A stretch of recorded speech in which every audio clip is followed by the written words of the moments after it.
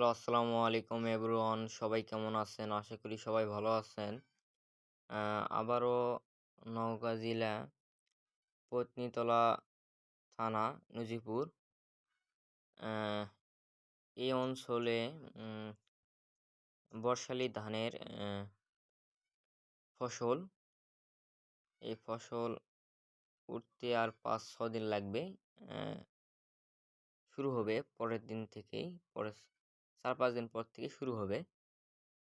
এখন অনেক বৃষ্টি হচ্ছে, ঝিরি ঝিরি বৃষ্টি। এই বৃষ্টির কারণে ধান কালার নষ্ট হয়ে গেছে।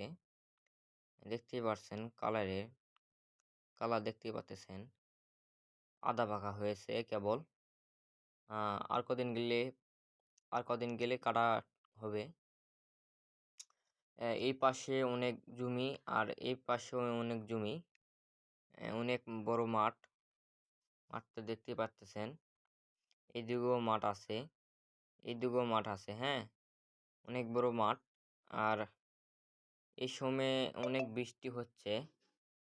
আহ, এই বছর অন্য বছর থেকে এই বছর একটু বৃষ্টি বেশি।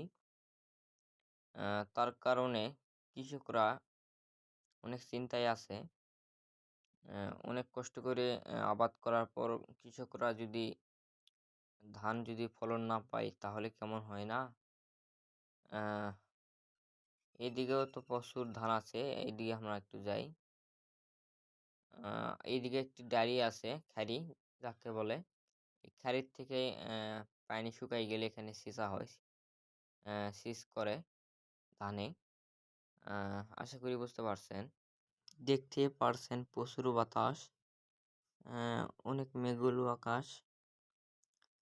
এই সিজন, বর্ষালি সিজন ভাদ্র মাসে একটু পর কাটা পড়ে। ভাদ্র মাসের পর একটু পর কাটা পড়ে। এখন কাটতে পড়েনি, একটু ভাদ্র মাসের 1-2 দিন গিয়েছে। এই সময়ে ধান ওঠে আমাদের এই গ্রাম অঞ্চলে।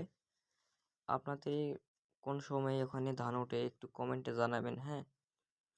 আর আমাদের এখানে ধান এই যে ষাট হয়ে গিয়েছে, থেকে ষাট হয়ে গিয়েছে। আর থেকে জায়গায় ভালো আছে একটু।